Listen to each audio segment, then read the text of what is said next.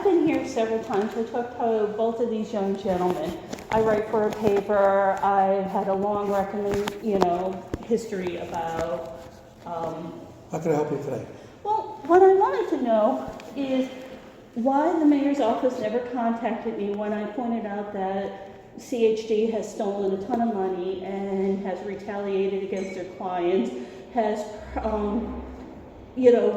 basically kept the drug culture alive in downtown Waterbury, how we've had a number of people who have died, how they covered up a prostitute who got raped and left in the middle of the street, and then you guys all turn around and give them $3.74 million of federal money to continue this behavior.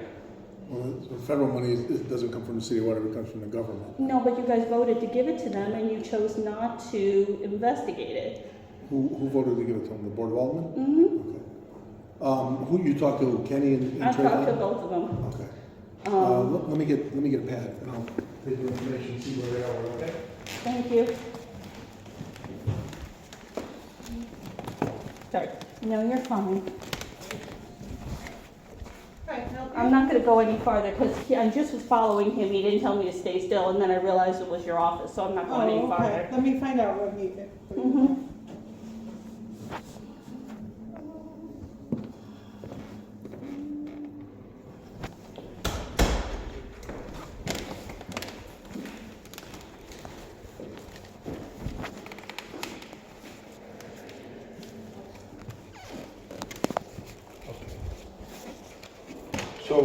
So they stole $3.4 million? No, you just gave, and they stole $20,000. They stole it over one of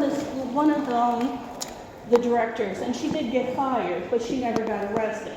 But even in Torrington with the gathering during the COVID money, they realized how much money was stolen, and there was an investigation. We've come down here a couple of times, a bunch of people, saying that the money is not being used appropriately. Captain?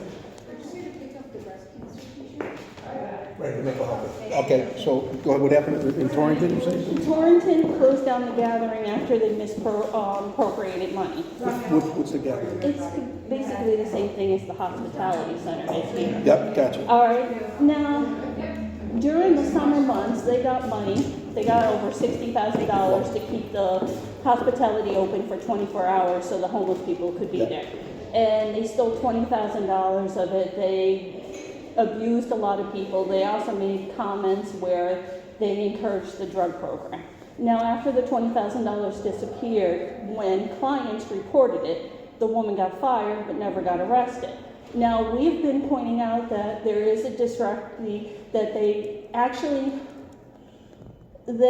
retaliate against clients. They only give privileges to people where they can maximize money, which is ending up giving like drug addicts more things. When Hamilton Park was closed down, nobody got support unless they were able to get money from some drug program.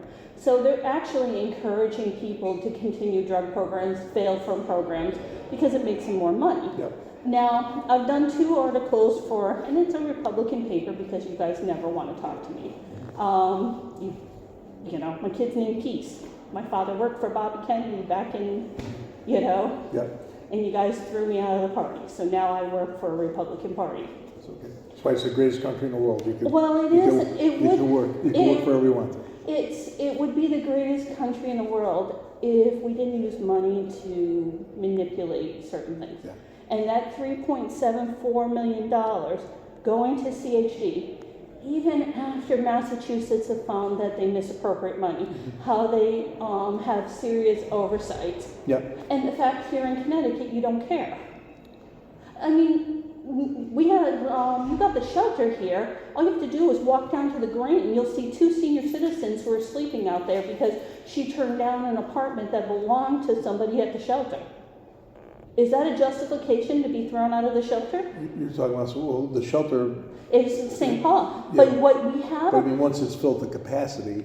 Oh, no, there were 6 beds open. Oh, there was open, yeah. Yeah, and this is the women's center. Do you stay at the shelter? No, not now. Okay. But my ex stated... How do you know there were 6 beds? Who told you that? Who from the shelter told you that? One of the clients. Okay. But that's not even the point of the matter is, you have these nonprofits that have no check and balance. You have one woman from 6 years ago who's in the Google reviews that she was stealing from clients. She got caught stealing in Litchfield from the auction house. Do you think she ever got fired? No, she got promoted. Who do you write the articles for? What's your paper? I write for two of them. One is a Waterbury one that pays for me, and I do a Connecticut one. He's got my articles, so you can have him give it to you. Yeah, no, I'm just curious. I like to read them. Yeah, you can. Okay. Oh, you can read the CHD one. All right.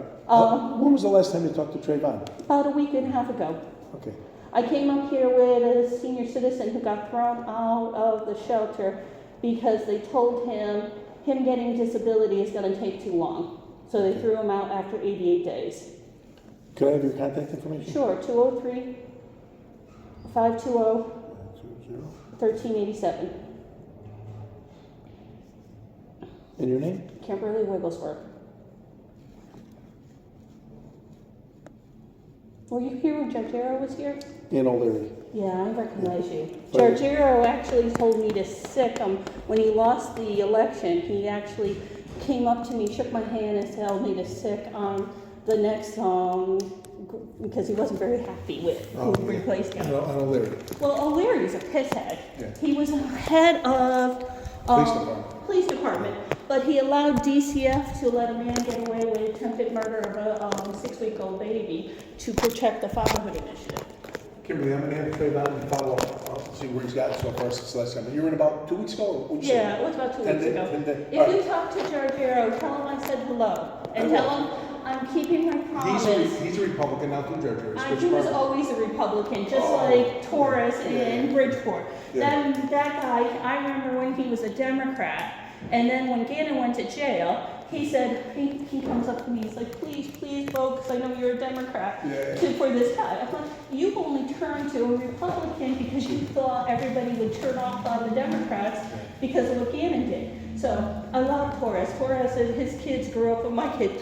But, in case you don't know why I have these connections, my father is Martin Wigglesworth. He was the largest union president here in Connecticut and supported Rowland over Weicker because of the tax increase.